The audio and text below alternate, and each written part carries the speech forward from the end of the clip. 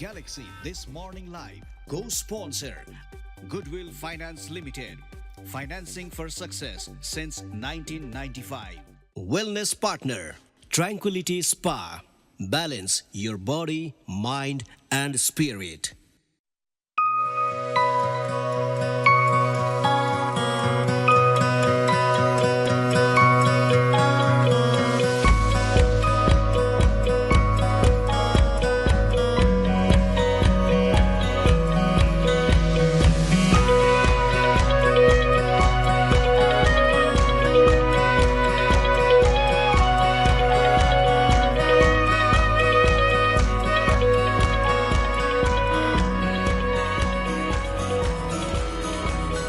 नमस्कार galaxy this morning लाइभमा यहाँलाई स्वागत छ। आज जेठको 19 र तदनुसार जुनको 2 तारिक आज शुक्रबार। सरिता र म यहाँको सामु आइसकेका छौँ। सरितालाई पनि गुड मर्निङ नमस्कार भन्दै यहाँलाई फेरि पनि कार्यक्रममा स्वागत छ। नमस्कार। अरू कुरा त्यस्तै हो। ह्याप्पी शुक्रबार। शुक्रबार भन्ने बित्तिकै अलिकति रमाइलो चाहिँ हुने है समीर। अरू केही चिजले नभए पनि आज शुक्रबार भन्ने बित्तिकै मजा आउने। तिमीलाई हुन्छ नि त्यस्तो कि सरिताले भनी यसलाई हुन्छ भनेर फेरि त्यसलाई हुनेलाई पनि हुन्न भन्ने हो? होइन, शुक्रबार भनेको शुक्रबार हो। मतलब शुक्रबार भने चाहिँ अब विकेन्ड भनेर भनिन्छ। कसैलाई 1 दिन बिता, कसैलाई 2 दिन बिता। 1 दिन भने बिता पाइन्छ। आज बेलुका अलिकति हल्को फिल हुन्छ, भोलि जाने केही छैन भनेर। तर हामी कार्यक्रम चलाउने मान्छेहरूलाई चाहिँ फेरि भोलि बिहान नि खासै बिहान छिटो उठ्नु परिहाल्छ। भने अझै कार्यक्रम चलाएको एउटा बेफाइदा त भन्न चाहन्न, तर एउटा समस्या कहाँ भन्दाखेरि विकेन्डै भए पनि बिहान छिटो उठ्नै पर्छ। जस्तै बिता भए पनि यहाँ आउनको लागि बिहान छिटो उठ्नै पर्छ भने चाहिँ अलिकति फ्राइडेको त्यो रमझम चाहिँ अलिकति कन्ट्रोल चाहिँ हुन्छ। होइन, काम आउने रमझम कन्ट्रोल हुने त्यो दोस्रो पार्ट हो। तर शुक्रबार आज भन्दा अर्कै फिल हुने, आज शनिबार भन्दा अर्कै फिल हुने। त्यो छुट्टी आई गेस त्यो एनर्जी हामीलाई पनि फिल हुन्छ जस्तो लाग्यो कि मलाई। बुझेन? फेरि पनि यहाँ सबैजनालाई ह्याप्पी शुक्रबार भन्दै आजको कुरा गरौँ। अब अहिले बिहान सूर्योदय 5:08 भएको थियो। सूर्यास्त 6:55 छ समीर। अलमोस्ट 12 घन्टाको जस्तो दिन छ। 12 अझ लामो हो नि। हेर त, यति लामो दिन छ। अनि झन्डै 13 घन्टा हुन लागिसकेछ। त्यही झन्डै 13 घन्टा हुन लागिसकेछ। अनि बिहान अब टेम्परेचर मेन्टेन गरेर सुते पनि अलि गर्मी चाहिँ फिल हुने कि पुरै पसिना आउने त्यस्तो। मलाई त त्यो अहिले नभएर कहिले हुन्छ हामी त अहिले अब अङ्ग्रेजीमा मे, जुन, जुलाई, अगस्त है 4 महिना र नेपालीमा चाहिँ नि वैशाख, जेठ, असार, साउनसम्म भयङ्कर गर्मी हुनु त स्वाभाविकै हो। र त्यही हिसाबले अहिले फेरि गर्मी एकदम बढेको पनि छ। तिमीले कति अहिले तिमीले भनिहाल्यो गर्मी अहिले एकदम वात्तै बढेको छ। र अहिले तपाईँले तापक्रमकै कुरा गर्नुपर्ने हो भने अहिले तराईमा त बस्न नसक्नु नै छ। 40 डिग्रीभन्दा माथि नै छ भने अब काठमाडौँ र पहाडी भेगहरूमा पनि तापक्रम यो विगत 1 हप्तादेखि अब अर्को झन् नै 10 दिनको लागि यस्तै हुने भनेको छ। घमाइलो र गर्मी। काठमाडौँमा हिजो झन्डै 32 डिग्री थियो, अस्ति 32, आज 32, बुधबार 33। यसरी आउँदो बुधबार भनेको आउँदो बुधबार भने 33 सम्म पुग्ने आकलन गरेको छ। भने चाहिँ अहिले मौसम चाहिँ एकदम अब गर्मीमा पुगेको छ। तराईमा के अरे तराईमा भने मैले गर्मीमा दारी धेरै बढ्छ हो समीर? गर्मीमा अरूको त थाहा छैन। अलिक गुड लुकिङ मान्छेहरू, ह्यान्डसम मान्छेहरूको दारी धेरै बढ्छ भनेर सुनेको थिएँ। ममा पनि लागु भइरहेको छ। के गर्ने? आई डोन्ट नो, तिमीसँग काम नगरेर कति धेरै भएछ। यस्तो गरेर यसो साइडमा हेरेर त यो लुक प्रिटी रागिडी। अलिकति दारी मिलाउनु पर्ने छ। तर कसैले त्यही ठिक लाग्छ। बिहान टक्क काममा आउनु पर्ने प्रेजेन्टर अलिकति राम्रो भएर आउनुपर्छ है। राम्रो छैन त म जोक सपाट। उनीहरूले त त्यही कुरा भने नि रिसाएर समीरले यो भन्यो ऊ भन्यो भन्छ, आफूले चाहिँ बेला छोड्दैन। मैले यस्तो यो धेरै त्यो एकदम तिमी सिरियस भएदेखि मैले अलिकति तिम्रो खुट्टा तानेको मात्रै हो। तिमीलाई जे गर्दा पनि राम्रै देखिन्छ खासमा। त्यति भने त्यो बच्चा आफूलाई। तर त्यो चाहिँ अरूलाई भन्न देऊ कि हामीले कहिले भन्नै पाउँदैनौँ समीर। तिमीले यति तारिफ गर्छौ, आफ्नो यति तारिफ गर्छौ होइन, अनि कहिले अर्काको पनि तारिफ नगर्ने, अनि कहिले अरूलाई पनि गर्न दिने मौकै नदिने। कहिलेकाहीँ त हामीलाई अरूलाई डाउन गरेपछि मैले आफूलाई तारिफ नगरे के गर्ने? अरूलाई तिमीले डाउन गर्दै बस्ने अर्कालाई फेरि वाद विवाद बनायो तिमीले। मैले यति राम्ररी कम्प्लिमेन्ट गर्दाखेरि त धन्यवाद भन। धन्यवाद दिन कि त्यो अगाडि मलाई र्याकेट भनिसकेको छ। तर त्यसको लागि चाहिँ मैले ब्यालेन्स आउट गर्दै हो। अब कुरा अगाडि बढौँ। कुरा अगाडि बढ्नु तिमीले गर्मीको कुरा गरिहाल्यौ होइन। अब तराईमा अहिले एकदमै अत्याधिक गर्मी भएर समस्या आइरहेको छ सर।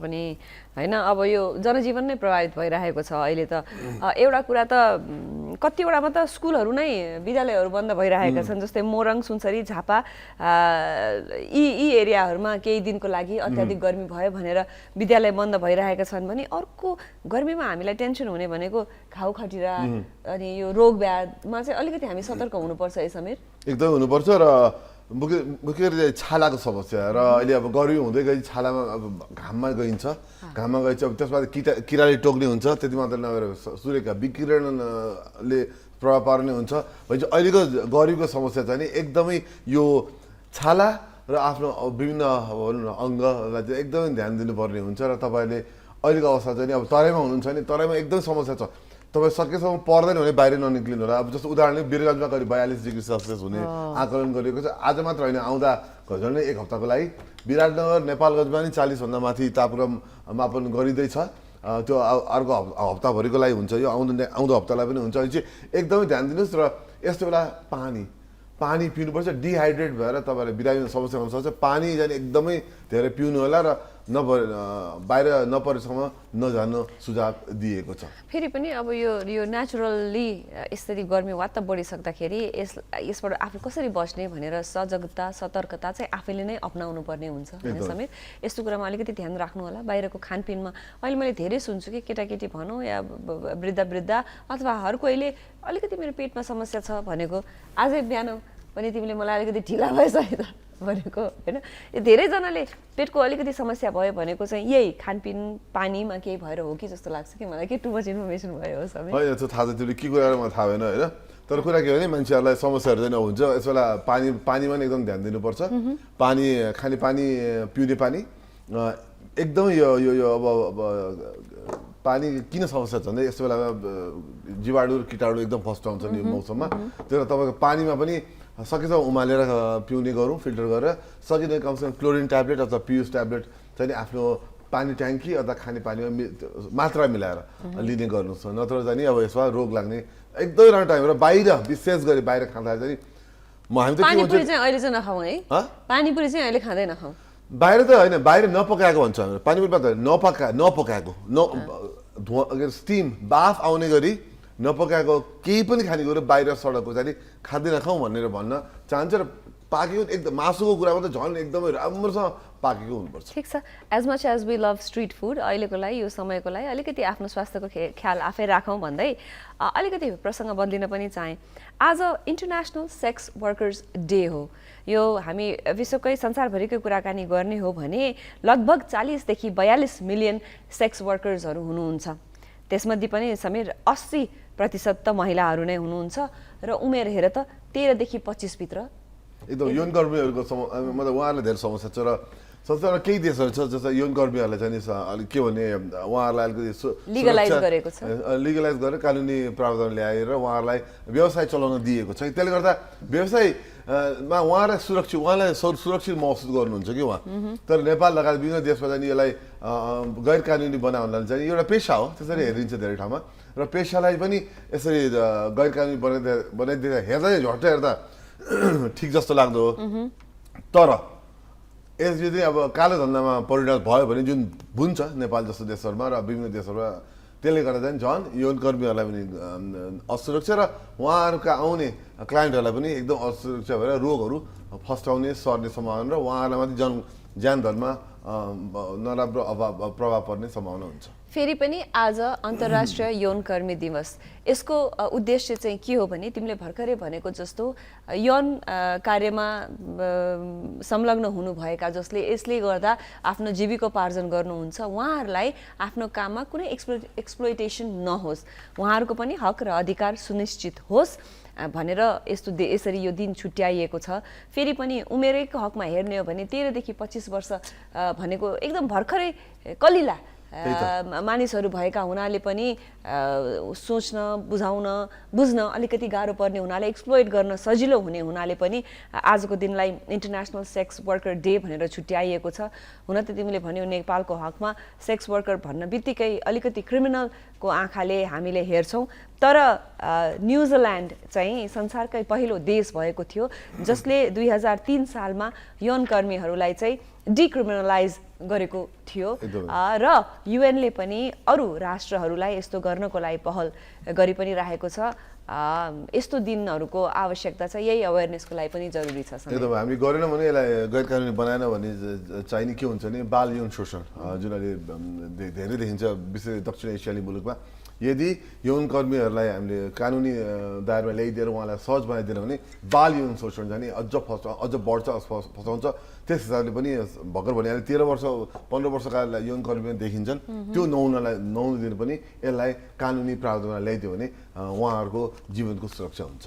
ओके, हामीसँग थुप्रै अरू टपिकहरू छन् जुन आज शुक्रबारको बिहानीमा हामीले यहाँसँग कुराकानी गर्ने नै छौँ, तर अहिले पनि एउटा छोटो ब्रेकको समय भएको छ।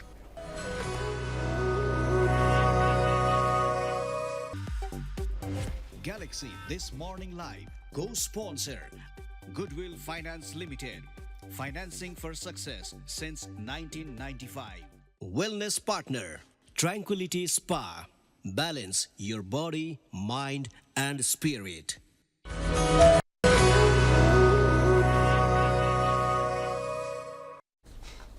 यहाँलाई फेरि पनि स्वागत छ ग्यालेक्सी दिस मर्निङ लाइभमा। आज हामीहरू विभिन्न टपिक तपाईँहरूको सामु ल्याइरहेको छौँ र अब ल्याउने क्रममा आज हाम्रो अतिथि पनि पछि कुराहरूलाई एकदम इन्ट्रेस्टिङ अतिथि हुनुहुन्छ, उहाँको बारेमा अहिले पछि कुराहरूलाई भने अहिले अब बेला भएको चाहिँ एउटा हुन त फेरि कति भनौँ सरतालाई चाहिँ भने मलाई थाहा छ सरतालाई कस्तो बिजाउँछ होइन।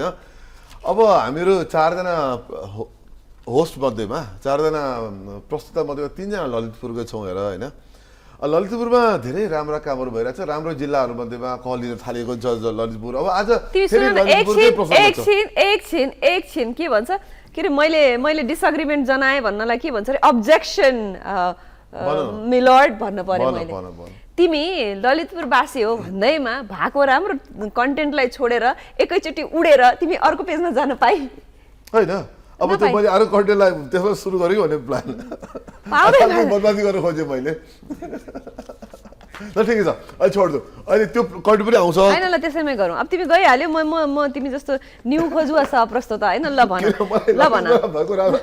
आफ्नो जिल्ला कुरा गरेर आफ्नो कुरा गर्न पर्यो भने दुनियाँ जाए जिल्लाको त्यो मात्र होइन कि आफूसँग सम्बन्धित केही कुरा गर्न पर्यो, अझ त्यसमा अलिकति हो न हो राम्रो हुनुपर्छ, दुनियाँ जाए त्यसले होइन। जिल्लाले उदाहरण बनोस् न देशको लागि भनेर अब त्यत्रो 77 जिल्लामा त एउटा जिल्ला यस्तो राम्रो काम गरिरहेछ भने त उदाहरण बनोस् भन्छु, उदाहरण बनोस् भन्ने क्रममा हस् म भन्छु एकदम गर्वका साथ भन्छु ललितपुरकामा यो पर्यटकहरूको लागि ललितपुर आउने पर्यटकहरूको लागि स्तनपान कक्ष सहितको शौचालय सुरुवात भएको छ।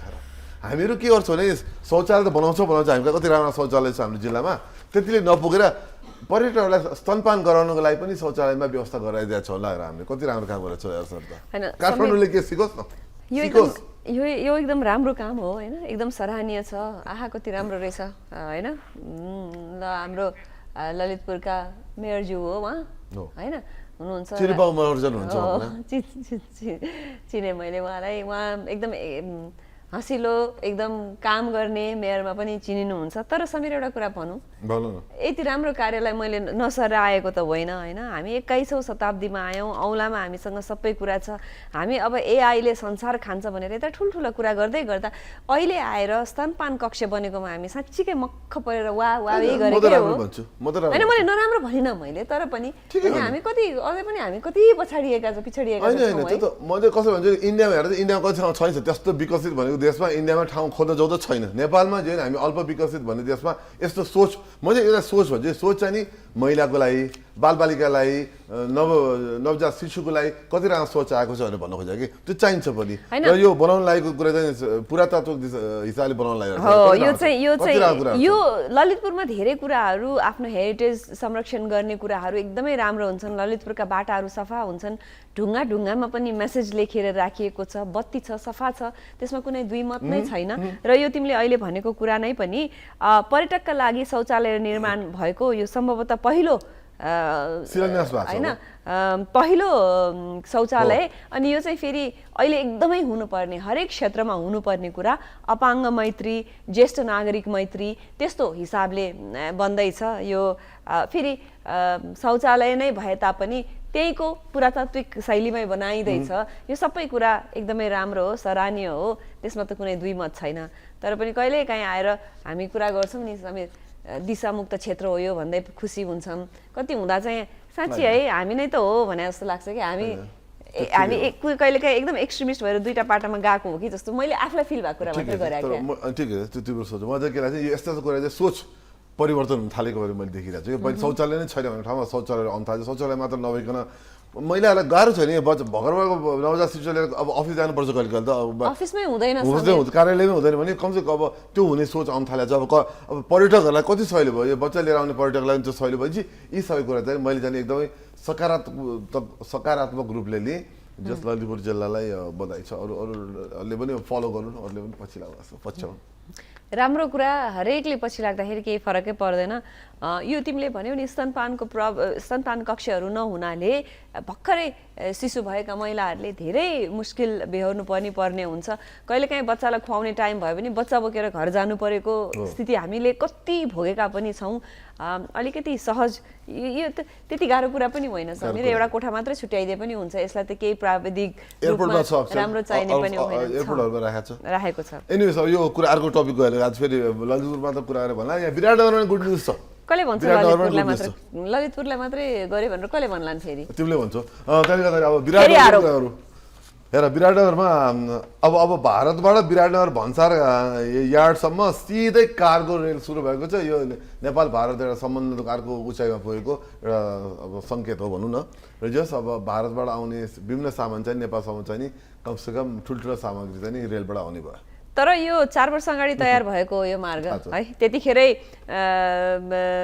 दिल्लीबाट उद्घाटन पनि भएको हो हैन तर यो विभिन्न कुरा आई थिंक हाम्रै नेपालले कटहरीका स्थानीयको जग्गा मुआब्जा समाधान नगरेको हुनाले आजसम्म यो हाम्रै पाटोबाट अगाडि नबढेको जस्तो लाग्छ यस्तो भइसकेको कुरालाई अगाडि बढाउँ आगामी दिनमा भन्न चाहे मैले अरु त के भन्नु 12 वर्षमा जब 18.5 किलोमिटर मध्ये 7 किलोमिटर निर्माण है 12 वर्षमा 7 किलोमिटर निर्माण भएपछि राम्रो कुरा त छँदैछ र राम्रो कुरा बोल्छौँ हामीहरू तर 12 वर्षमा 7 किलोमिटर के हो यो लाजपर्दो कुरा हैन इन्डियाले कहाँ के बनाइसक्यो त्यही इन्डियासँग जोडेको रेल 12 वर्षमा 7 किलोमिटर त्यही हो कुरो अल्टिमेटली ठीक छ समीर न्यूजमा जाने बेला भइसकेको छ हामीहरु आजको अतिथिको बारेमा छोटकरीमा भन्न पाए हामी न्यूजतिर लाग्छौं आज एकदम हनान गौडर आउँदै हुनुहुन्छ हनान गौडर चाहिँ इजरायली एम्बेसडर हुनुहुन्छ नेपालको लागि उहाँसँग हामी इजरायल नेपालको सम्बन्ध र विकासका कार्यहरुको बारेमा हामीहरु कुरा गर्नेछौँ उहाँसँग रमाइलो कुराकानी हुनेछ र अहिले भने ग्यालेक्सी न्यूजको समय भएको छ आज हामीसँग ग्यालेक्सी न्यूजमा तुलसी अर्याल हुनुहुन्छ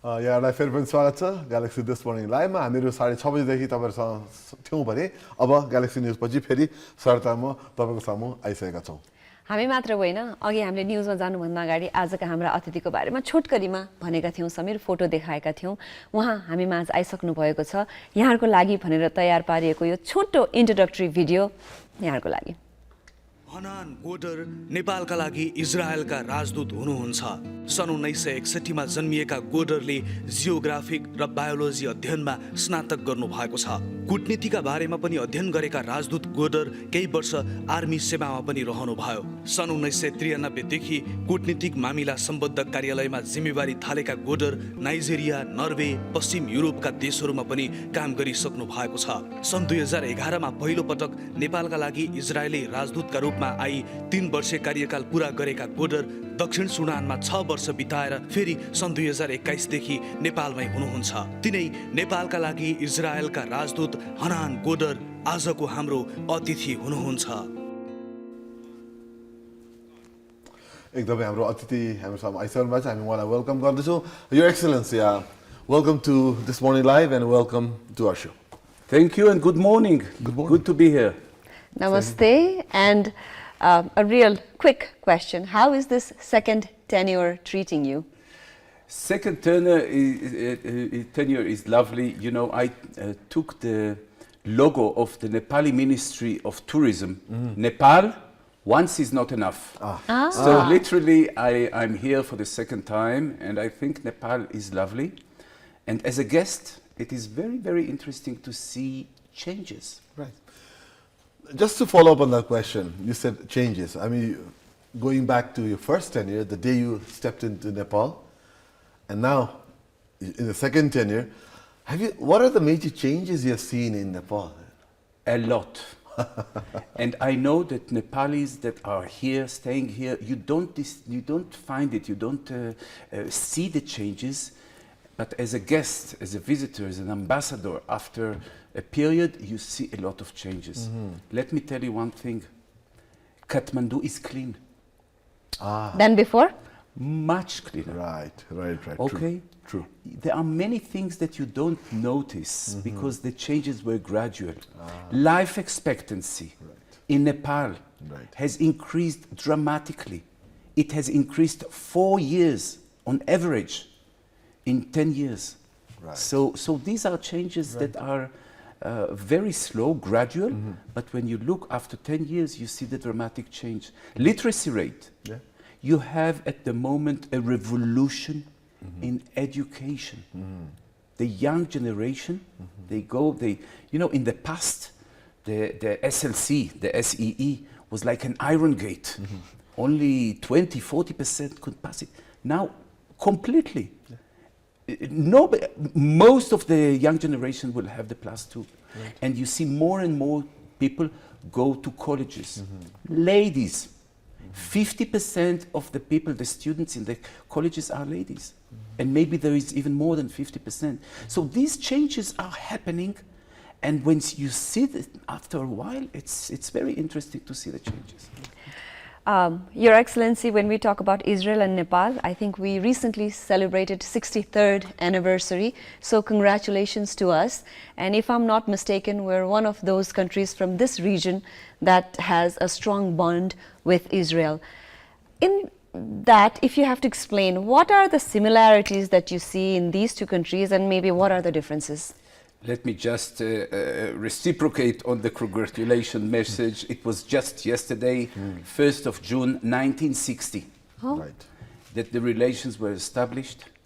And for 3 decades, Nepal was the first, but also the only country from this part of the world that has relations with the State of Israel. We will never forget our good friends. We will never forget this period. And I'm happy, we are satisfied now that other countries have joined since then. But this is an amazing history, amazing bond that exists between the countries for so many years. And I'm sure that it will continue.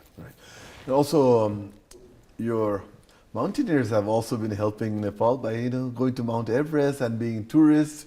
Coming to Mount Everest, you had a facilitation program recently, I think it's yesterday, where you facilitated your mountaineers on Everest.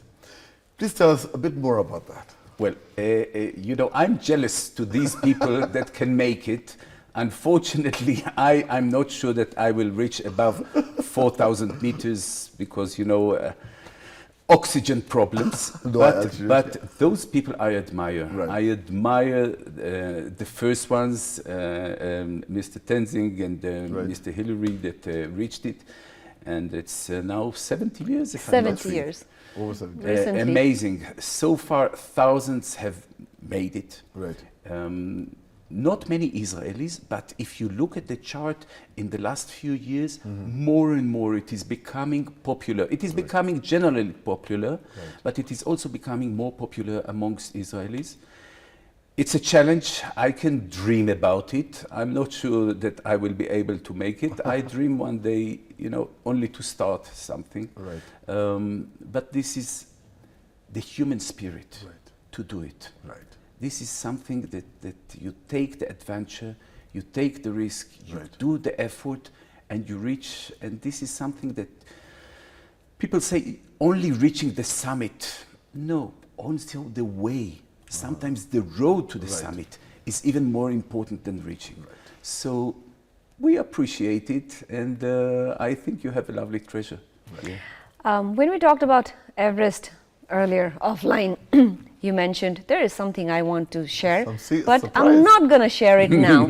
So I'm eagerly waiting. What could that be? What is it? You have this treasure called Everest, Sagamata. Yeah. But we have the twin brother. You have the highest point in the world, but we have the lowest place in the world. Yes. And I would like to share with you, I don't know if the camera Okay. can make a We'll try close-up and look at this beautiful stamp that we issued together on the same day.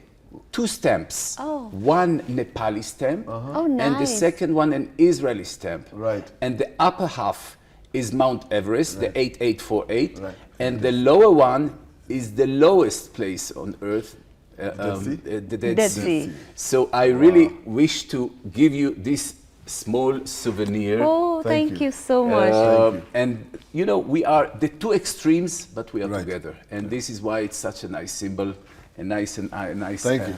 We appreciate it. We'll But have to not do only something. not only that, we also took 2 stones from Yes. Everest, Yes. Right. from Kalapatar, Right. and we put them in the Dead Sea. Right. And at the same time, we took 2 stones from the Dead Sea, Right. and we put them in Namche Bazaar, at the entrance to the park, so people that have difficulties can also reach them. Wow. It's only 3,800 meters. Right. I've been there, of course. So we have these twin monuments that are, again, combining 2 stones from the Everest in the Dead Sea Wow. and 2 stones from the Dead Sea on Mount Everest. So if you are visiting Israel, Right. you have 9 square meters if you want, of Nepali territory. Right. In the Dead Sea, if you want to open a supermarket or anything. High-rise building. Yeah. And so you are welcome. What is the area once again? Some 9 square meters. Okay. It's very, very small place, only the monument. Right. I'm sure that you will go into our Facebook, Israel in Nepal, and you Right. will see Right. that the 2 monuments are there with the logo of the Everest and the logo of the Dead Sea. So this is a lovely combination to show how much we are together, although we are the 2 extremes. Oh. I mean, speaking of like common factor, like this might be opposite, but there are a lot of commonalities between our 2 countries. Like, I mean, Mount Everest and the Dead Sea might be opposites, but then at the same time, they are unique for each country. Like Israel is a small country. Nepal is a small country. Israel also started being a very basic country, now it's advanced. Nepal is getting there. What are the commonalities you see between Nepal and Israel in the way we do things, you know, the way we structure things? I think both nations know how to create new things from basics, Right. to alternate. Right. You'll come to a Nepali or an Israeli and you will tell them, we have a problem. To connect pipes, to build, to educate, you always find the solutions. And I think this is very, very creative finding of solutions. In Israel, we have turned it into solving solutions or solving problems on high tech. In Nepal, you are still searching, but I am sure that you will find the ways to do solving these problems or issues or challenges that you face. So this is very, very similar between the 2 nations. Another thing, as you mentioned earlier, in past 70 years, Israel has developed, evolved from getting food coupons from the government to exporting food to other countries. If we have to talk about Nepal, what are the things that we could focus on? So, few years down the road, even we could talk about, okay, that is how we were 10 years ago, here we are now. I prefer to talk about Israel and to give you the example. Please. We had shortage. When you have shortage, you have to develop. You have to invest. And the secret is modern agriculture.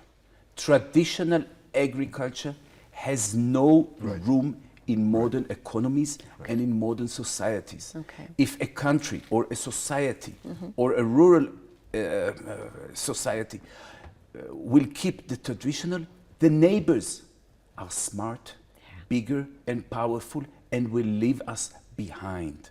And this is why in Israel we decided to develop modern agriculture. Now what is modern agriculture? It's an expression. You have to invest and you have to make the progress. Agriculture is not a hobby. It's a business, it's a profession, it's a way of life. Now, if you invest, you will make a progress. I'll give you an example. Okay. Cows. Cows have babies. Lovely. Cows give milk. Lovely. The Israeli cow will give, on average, 40 liters of milk per day. Wow. The numbers in Nepal are not even half and not even 1/4 on average. Wow. And this is the challenge that the farmers here have to approach and to increase the productivity. Not only that, you have 10 cows. 10 cows will give 10 babies. Normally, 10 babies will be half male, half female. Sometimes it can be 6 and 4, 4 and 6. In Israel, we have a system that will give you 95% female. Yeah. Now, think of the productivity. This is amazing. Think of the Nepali farmer. I know some Nepali farmer. He has 2 cows, 4 cows, and he is waiting to see the baby. If it is a male, he's disappointed. I know. Yeah. If it's a female, he has production. Right. Now, it's not only in Israel. Let me tell you a surprise. Some of the Nepalis that went to Israel have farms here in Nepal, and they bring 95% of the babies to be female. How is it made? I'm not a farmer, I'm not an expert, but I know that this is a solution. To have more female cows. It's possible. It's happening now, not in Israel, here in Nepal. And to increase the productivity. And these farms can make today double of what the milk productivity of the average Nepali farmer. So how to do it? Ask these farmers. You know, I'll be happy to bring next time the farmers, those that went to Israel, and talk to them and see. This is cows. You have the same with goats. You have the same with fish ponds. You have the same with bananas. You have the same with tomatoes. You have the same with other vegetables. Kukura, everything, all these fields of agriculture is a challenge. Right. But there is a solution, and the target should be Nepal should export food. Right. Not tomorrow, not next month, but this is the goal. You have a lovely country, you have very fertile country, you have big customers next door, huge customers. Yes. You just have to do, and you have hardworking people. The farmers, the young generation are smart and very, very powerful.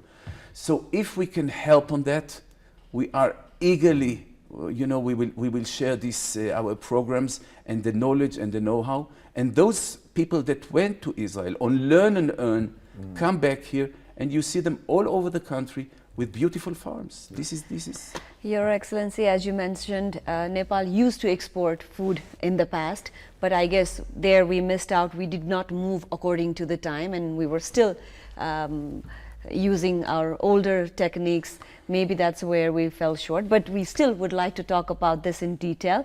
अहिलेलाई भने एउटा छोटो ब्रेकको समय भएको छ.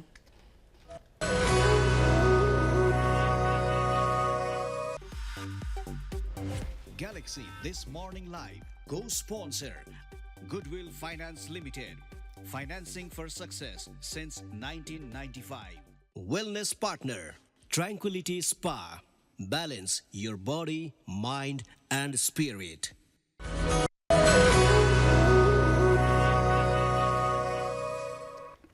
यहाँलाई फेरि पनि स्वागत छ ग्यालेक्सी दिस मर्निङ लाइभमा. आज हाम्रो एकदम विशेष अतिथि हुनुहुन्छ नेपालको लागि इजरायली एम्बेसडर हामीसँग हुनुहुन्छ. हामी मसँग कुराकानी कन्टिन्यू गर्छु. Your Excellency, continuing with the conversation, you mentioned how Israel has done well and also has been helping Nepali farmers and also in the area of agriculture. Going back to Israel, I remember talking about Israel with my professors in the university previously, how Israel has really transformed the agriculture area in your country, where the deserts are now green, and you're exporting agricultural products. How did you do that? It's a challenge, Right. and it is a process that takes years, Right. but you have to start it. And the most important thing is the concept of modern agriculture. I will give you another example of irrigation. People hear me and they say, You are Israelis, you are in the desert, Indra is not looking at you well. So here in Nepal, we are next to Indra, we don't need it. No. Irrigation, and we call it fertigation, is important to increase the productivity. What do I mean? You know how the Nepali farmers is giving the fertilizer? It's a waste. In Israel, we have the pipe, and the pipe has the holes, and we just irrigate. And the farmers get 4 times, 6 times more productivity from the same area.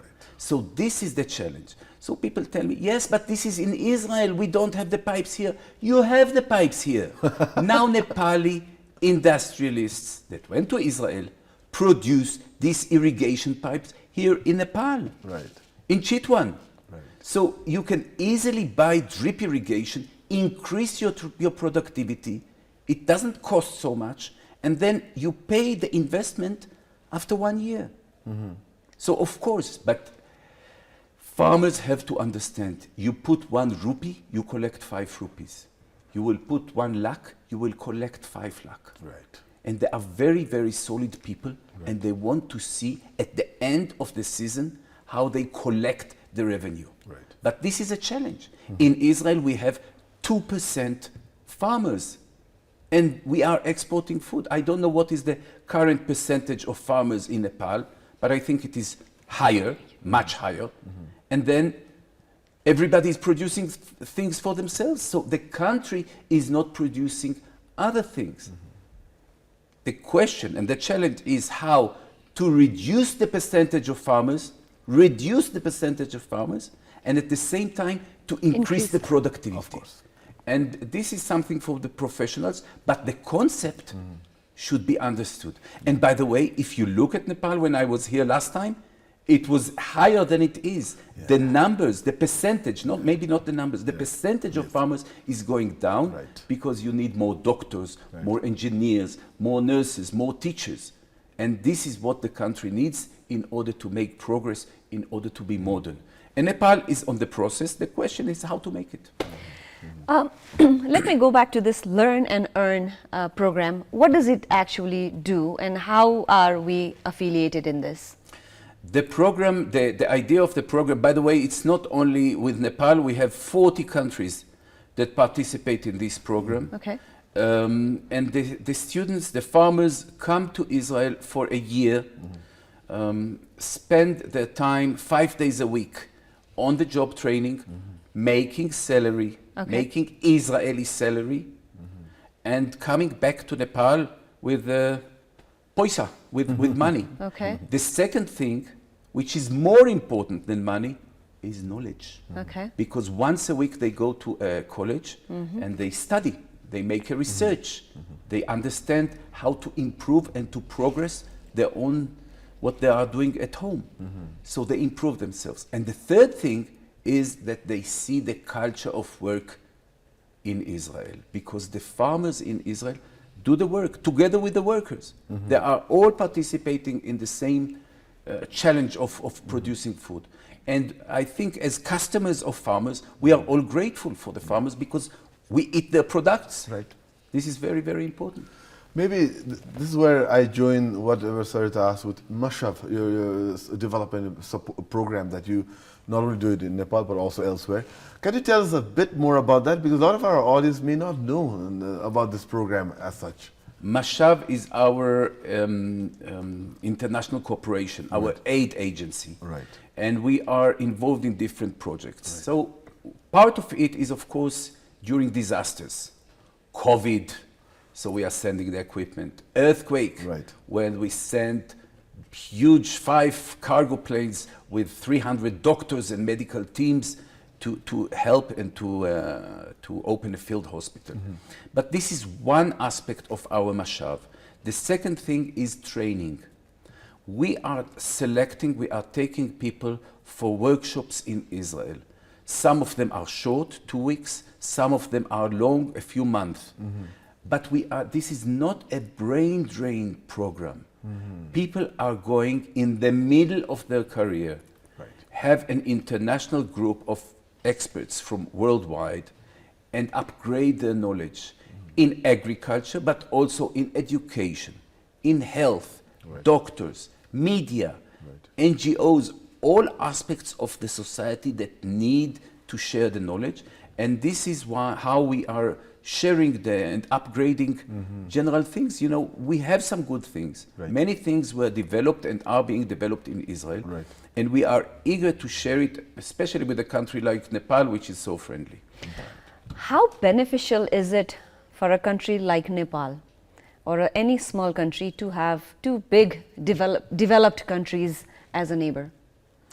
This is a challenge, and I think that Nepal is having this challenge ever since, always.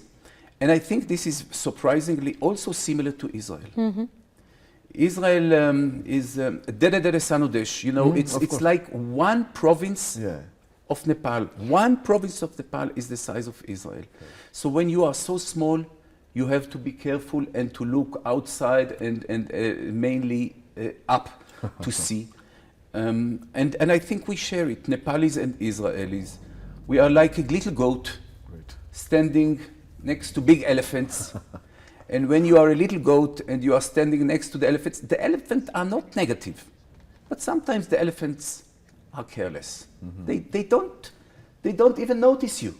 It's not that they don't even notice you. So always we have to look for our interests. And to make sure that that we are not affected, because if the elephants are fighting, we have the problem. But let me add, also when the elephants are loving, we have the same problem. So as little goats, there is some solidarity, and I think that we understand each other very, very well. And the second thing that we understand each other, we are small nations. We are small nations when you compare it to the world. But we are proud. Israelis are proud. Nepalis are proud. You are proud about your language, about your culture, about your nature, about your holy places, about Lumbini, about the Everest, about your temples, about your society, about your friendliness. There are plenty of things to be proud. And we are also proud because we have our tradition, our language, our religion, all these things. And we don't want to be different. Now, you know, no country, no nation is perfect, but we are proud of what we have. It's like your family. You look at the rest of your family. This is what we have, and we are proud, and we don't want a different family, and we don't want to be different. So this is something when Nepalis and Israelis talk, immediately there is understanding that we are small, but we are special. I know you have touched upon this topic earlier also, but as a Nepali, I mean, I think we are watching Israel because of the advances that you have made. Through the history, what are the main events that led Israel to become the advanced country that it is today? I mean, you didn't start like being advanced, you know, with all the challenges you mentioned. What were those main, I would say, events or people that led Israel to be as powerful, as advanced as it is today? Was it just business-oriented background, or was it something else? The understanding that there is no other alternative. The understanding that you don't look outside, you look internally, inside, to make the solution. Not to blame others, not to blame the environment, not to blame the nature, not to blame the neighbors, not to blame no one. Look inside. We have a problem. Let's make the change. And I think, and again, you mentioned earlier about 10 years ago, or 20 years ago, or 30 years ago. Look where Nepal is now. You are a democracy. And you have a proud democratic situation. I know we are all citizens and we all complain about what is happening, but you can complain. And Nepal and Israel are in the better half of the world that can complain. And you can say it and nothing will happen to you. You can complain. So the question is whether complaining is enough, or we should make the effort and make the changes. And I think, and again, I have a long list of things that have changed here in this country, surprisingly or not surprisingly. The fact that we sit here and there is electricity, okay? We all remember how it looked 4 or 5 or 6 years ago. Of course. Okay? So the changes happen, then we tend to forget the good changes, Right. and we always, this is very human, remember the problems. It's good. We have to solve the problems, and I'm sure that Nepal will find a way to solve not all the problems in the same day, but one at a time. Your Excellency, I don't know if this is a appropriate question, but when big countries help smaller countries or be in a good diplomatic relationship, why do they do that? Is it because they love another nation, or is it, what is the motive behind giving aids or helping another country which has no relationship with you whatsoever? I think it's a combination. And again, we talk about the human nature. People like to give. People are selfish, and at the same time they like to give. And they like that people appreciate that they are giving. Also countries, they share the same habits as individuals. So sometimes big countries give and they expect. I can talk about Israel. We don't have interests in Nepal. We have friends here in Nepal. We don't have common borders. We don't have common borders with your neighbors and not common borders with the neighbors of your neighbors. We are really, so really we do what we do because it's a friendly, and I believe that if the situation is the opposite, we will see also aid coming or assistance or friendly approaches from Nepal towards Definitely. Israel. Regarding the big countries, yes, they have interests. It's normal that they will have the interests. But we have to take the good things And say no to bad. say no to bad, but not only take the good things and use them for development. And I think what Nepal is doing now with electricity, and I mentioned earlier, is another revolution. And I know that last year, I think it was the first year or 2 years ago, you are exporting electricity, you are exporting energy, and I know that in a year or two, you will export year-round the electricity. And this is a major change. Yeah. It's a major change for you because it brings development, it brings income, it brings productivity. It's a change. It will be, and believe me, in 10 years, when I will come here for the third time, yes, in 10 years, you will see a different Nepal, and I think that energy is a major part of it. But don't neglect the agriculture, okay? Almost towards the end of our conversation. We don't call it interview, we call it conversation. Now, you're here as an ambassador, and the Israelis, we visit Nepal quite often. And after the COVID, after the current world scenario, the tourism took a big hit, but gradually it's coming back online. How has your embassy been coordinating with your country to try to help Nepal with the tourism in the sector also? The tourism industry is the third treasure that your country has. Maybe I should put it also in the first place. Right. Because what you have here is amazing, but how should I say it? It's not only the Everest. Right. You have Lumbini. Right. You have Amadablam. Right. You have Langtang. Right. You have the Annapurna. You have treasures that are countless. And the number of Israelis is already surpassing what we have Right. before COVID. So actually we are back to normality. Right. And I'm sure that during this year, next season of autumn, Right. Desai 2023, it is going even to reach 20% higher than pre-COVID numbers. Good. So this is a major challenge, how to expose Nepal, to open Nepal Right. for tourism, and I wish you all the best. It's a major key for development. It's income for people in the rural areas. It's income for the taxi drivers, for the hotels, for the restaurants, for the souvenirs. It's lovely. And the numbers that you have here now at the moment are not enough. In Israel, we have 4 million visitors per year. Wow. I think in Nepal, the numbers are around 1 million. And again, you have a challenge. How to reach the 2 million and the 3 million as soon as possible. And we wish Nepal all the best, and we will be part of it. Your Excellency, it's so motivating to listen to you. And another thing, if I talk about him, he knows more Nepali riddles than we do. Jastै 60 जना साथी, सर्लाहीको सलाई, something that we learned today. A person like you, if you have to explain Nepal to somebody who has never visited us in 5 words, what would you tell them? Wow, this is a big challenge. Amazing and friendly, cultural and spiritual,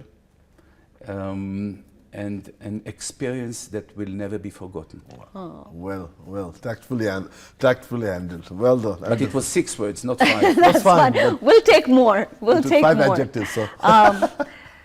We thank you so much for your time. Thank you It very says much. you are here and we are very happy. Tapai आउनु भयो, हामी दङ्ग पर्यौं. A small token of love from our team to you. धेरै धेरै धन्यवाद, खुसी लाग्यो. Thank you very much. हामीलाई पनि धेरै खुसी लाग्यो. And Thank you. This is Family Magazine for you as well. Thank you very much for your time. And for a very positive and motivating words in our program. We should be positive, and we have to face the challenge, not to run away, to face the challenges and to solve them. Definitely. Thank you very much. हाम्रा अतिथिसँगको कुराकानी पछि अब हामीहरुको एउटा छोटो brake लिन्छौं र समीर र म हाम्रो रेगुलर डेस्कमा त आउँछौं नै. ग्यालेक्सी दिस मर्निङ लाइभ हेर्दै गर्नु होला. अहिलेलाई भने एउटा छोटो ब्रेक.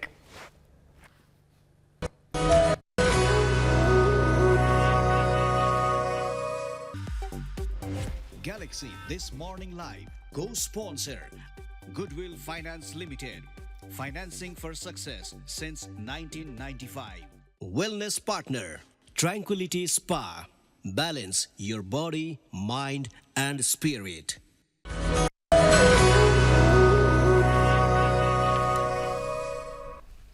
यहाँलाई फेरि पनि स्वागत छ ग्यालेक्सी दिस मर्निङ लाइभमा. सरिता र म यहाँको सामु फेरि आइसकेका छौँ अतिथिलाई बिदाई गर्दै. आजको अतिथि एकदम हिज एक्सेलेन्सी हनान गौडर इजरायली एम्बेसडर हुनुहुन्छ नेपालको लागि. उहाँले एकदम सकारात्मक कुरा गर्नुभयो. यो हामीले मतलब हामीलाई एकदम छुने, मतलब हाम्रो देशलाई छुने कुराहरू गर्नुभयो उहाँले. राम्रो लाग्यो मलाई एकदम. हैन यस्तो छ कि समीर, यथार्थ के हो भने कसैबाट हामी एकदम एड फन्ड कुन देशले हामीलाई कति एड दिन्छ भनेर बस्छौँ हैन, त्यसले कहिले पनि देश फ्लोरिश गर्दैन. हाम्रो अब भने कुरा ठुलो गरेको जस्तो हुन्छ, तर सेल्फ सफिसिएन्ट हामी आफैलाई खान पेट पाल्न सक्ने सक्षम हुन्छौँ यदि हामीले यसलाई वेल प्लान गरेर गयौँ भने हैन. यसमा त कुनै पनि दुई मत छैन. अझ हामी यति प्राकृतिक सम्पदाले धनी भएको देश किन राम्रो बाटोतिर चाहिँ नलागेको होला भन्ने प्रश्न चिन्ह चाहिँ पक्कै पनि छ. अब यसमा हामी लागेर अगाडि बढ्नु बाहेक केही विकल्प पनि छैन हैन. अब एकैछिन तत्कालका कुरालाई थाती राखेर लागौँ हामी टुडे इन हिस्ट्री तर्फ.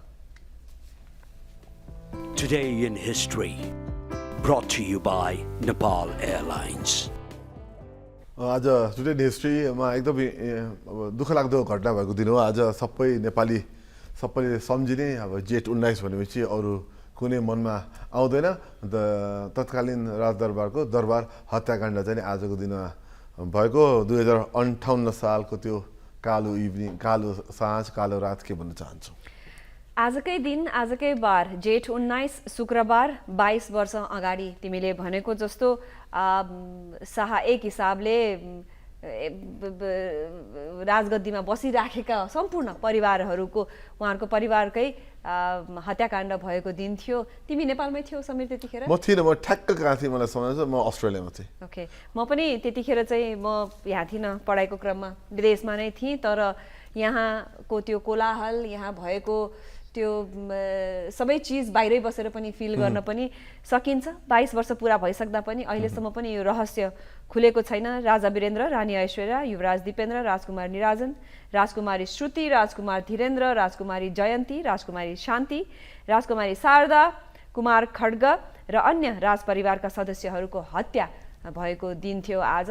यो कुराले पनि कहिलेकाहीँ चाहिँ कस्तो लाग्छ भने त्यस्तो पावरफुल फ्यामिलीको यसरी मासुकार हुँदा त कसले गरेको के गरेको भनेर निर्णय आएन भने कहिलेकाहीँ जे पनि हुनसक्छ नेपालमा भने जस्तो लाग्छ कि सबै. एकदम कन्स्पिरेसी थ्योरी थुप्रै छ, तर यथार्थ कहिले हाम्रो सामु आएन. र अब त सायद ढिलो पनि भइसक्यो होला. अब जानकार व्यक्तिहरू खासै कोही पनि वरिपरि हुनुहुन्न. भएकाले बोल्ने कुरा आउँदैन जस्तो देखिन्छ तर जस के भयो अब साथीहरू असै रहन्छ तर एउटा सन्दर्भ जोडी मैले तत्कालीन युवराज दिपेन्द्रसँग ठ्याक्क 9 महिना अगाडि अस्ट्रेलियाको ओलम्पिक्स 2000को अस्ट्रेलियामा ओलम्पिक्स भएको थियो अस्ट्रेलिया सिडनीले होस्ट गरेको थियो त्यो बेला मैले तत्कालीन युवराज दिपेन्द्रलाई मैले 2-3 पटक सिडनीमा मैले भेट्ने मौका पाएको थिएँ 9 महिना अगाडि ठ्याक्कै 9 महिना अगाडि त्यसपछि सिडनीमै हुँदा यस्तो सुन्न पर्दा एकदम दुःख लागेको सम्झना छ मलाई हत्याकाण्डको 7 वर्षपछि 2065 जेठ 15 गते चाहिँ यो हत्याकाण्ड तुरुन्तै हुन बित्तिकै ज्ञानेन्द्र शाहले राजगद्दी सम्हाले उनी त्यसपछि नेपालको अन्तिम राजा पनि भए र 65 जेठ 15 मा फेरि मुलुकबाट यति लामो राजतन्त्र त्यसपछि समाप्तिएको घोषणा पनि भयो तर गणतन्त्र भयो त्यसपछि गणतन्त्र आयो तर कस्तो भयो भने जे भए पनि जस्तो भए पनि हामी निरङ्कुश शासन राजतन्त्र भने तापनि राजा वीरेन्द्रलाई चाहिँ प्रजातन्त्र अँगालेका राजा एउटा देशको लागि राम्रो राजाको रूपमा नै हामी सबैजनाले लिइन्थ्यौँ फेरि पनि अनि नेपाललाई राष्ट्र शान्ति क्षेत्र बनाउने एउटा छवि लिएका राजा थिए उनको परिवारै सखा भएको दिनलाई आजको दिन हामीले एउटा मनमा दुःख बोध गर्दै सम्झिन चाह्यौँ सम्झिनु पर्छ पनि हामीले र हाम्रो इतिहास हो इतिहास हामीले यसरी कहिले बढाइदिन्छ इतिहास भन्ने कुरा बढाइदिने कुरा होइन त्यो हाम्रो माझमै रहिरहन्छ त्यसलाई त्यही हिसाबले लिएर अगाडि जानुपर्छ भन्दै अब अहिले हामीहरू अब अर्को टपिक आज अर्को इन्ट्रेस्टिङ चाहिँ हाम्रो मित्र राष्ट्र छिमेक राष्ट्र भनौँ भुटान जहाँ अहिले पनि राष्ट्र संस्था अहिले पनि एकदम यथावत छ राम्रोसँग अगाडि बढिरहेको छ उसले अस्ति यही दिनमा करिब 6 वर्ष 7-8 वर्ष अगाडि वर्ल्ड रेकर्ड कायम गर्यो गिनिज रेकर्ड कायम गर्यो कति रमाइलो यो सुन्दै पनि मजा लाग्ने खालको साँच्चै यो त जसले पनि गर्न सक्ने हो तर जसले इनिसिएटिभ लिन्छ त्यसले रेकर्ड कायम गर्छ होइन भन त 1 घन्टामा 49,672 वटा रुख रोपेर भुटानले चाहिँ गिनिज रेकर्ड चाहिँ कायम गरेको छ समीर त्यत्रो रुख हैन झन् 50,000 है हो जस्ट इन्ट्रेस्टिङ त्यो पनि 60 मिनेटमा भन न 100 जना भलिन्टियरले गरेको रहेछन् हैन 100 जना भलिन्टियरले लगभग 50 वटा रुख 60 मिनेटमा रोपे त्यही त चौथो राजाले इनिसिएट गर्नुभएको रहेछ उहाँले चाहिँ नि उहाँको पहलमा भएको रहेछ एकदम राम्रो त्यो नेतृत्वले यस्तो कामहरू गर्नुपर्छ वातावरणलाई मद्दत गर्ने काम जसले गरे पनि हामी जसले सकारात्मक रूपमै लिन्छौँ र गिनिज वर्ल्डको लागि चाहिँ झन् बधाई छ भर्खर भुटानको राजाको प्रसङ्ग तिमीले निकाल्यौ यस्तै गरेर आजकै दिन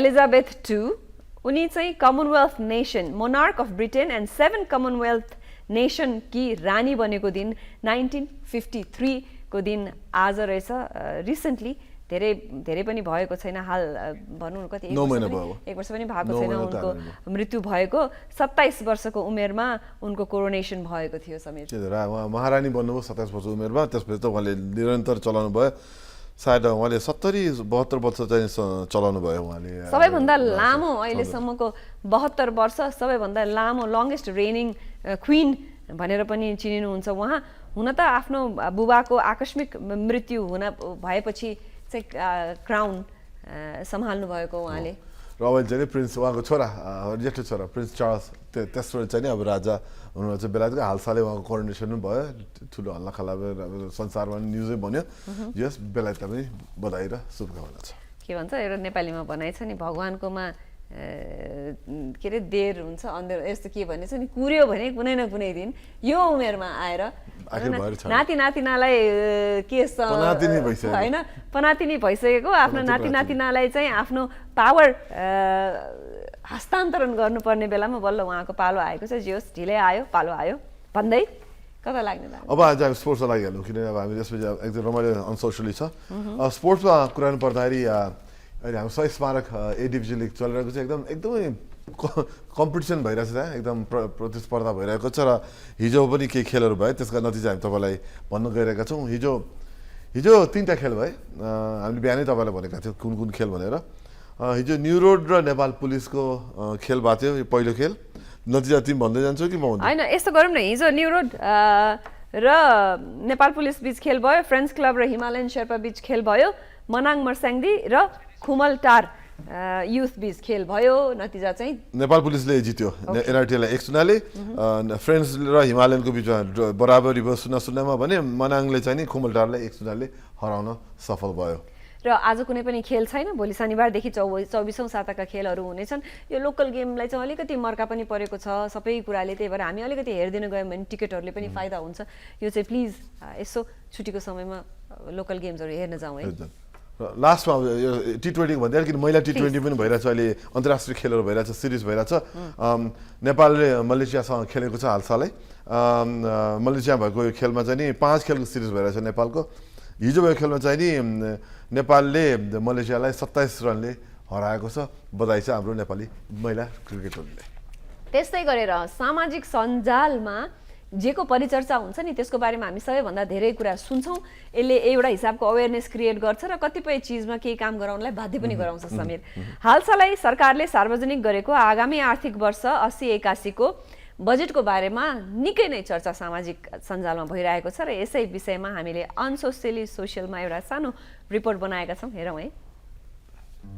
सरकारले आगामी आर्थिक वर्ष 2080-81 का लागि 17 खर्ब 51 अर्ब 31 करोड रुपैयाँको बजेट सार्वजनिक गरेको छ। सोही विषयमा सामाजिक सञ्जालमा अनेकन प्रतिक्रियाहरू व्यक्त भइरहेका छन्। डम्बर खतिवडा ट्विटरमा लेख्छन्, बजेट संरचना इतिहासमै सर्वाधिक निराशाजनक। 60-65 बीचमा रहने चालु खर्च 65.20% पुगेको छ। 10-13 बीच रहने वित्तीय खर्च 17.55% पुगेछ। 20 देखि 35 बीच रहेको पुँजीगत खर्च चाहिँ घटेर पहिलो पटक 20 भन्दा मुनि 17.25% भएछ। सुधार होला भनिया झन उल्टो भएछ।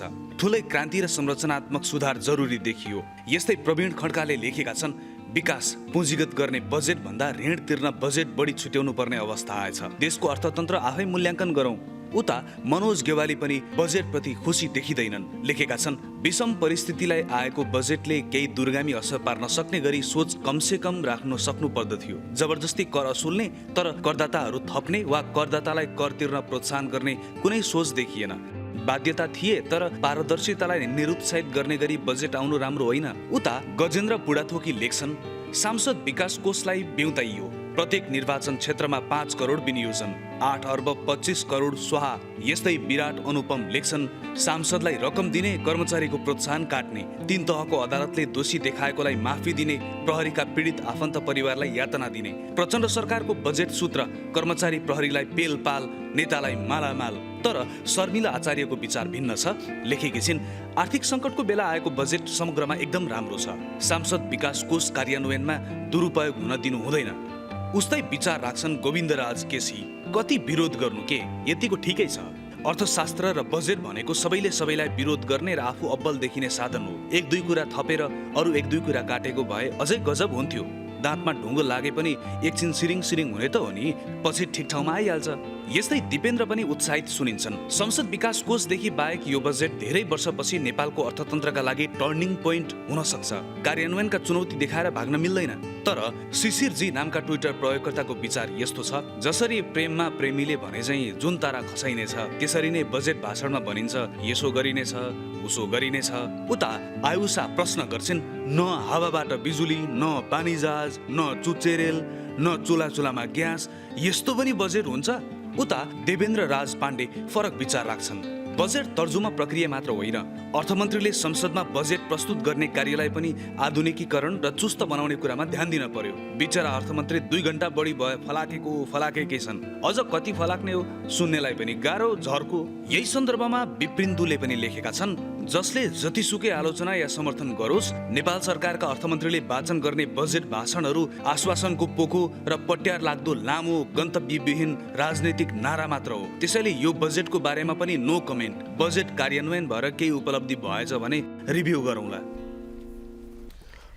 एकदमै अब बजेटको बारेमा विभिन्न तर्क आएका छन्। अब यो छलफल चलिरहन्छ। त्यो लास्टको लाइन चाहिँ साह्रै चित्त बुझ्यो। बजेट कार्यान्वयन भएछ, इम्प्लिमेन्टेसनको पाटोमा आएछ भने चाहिँ रिभ्यू गरौँला। त्यो चाहिँ साँच्चीकै हो समीर।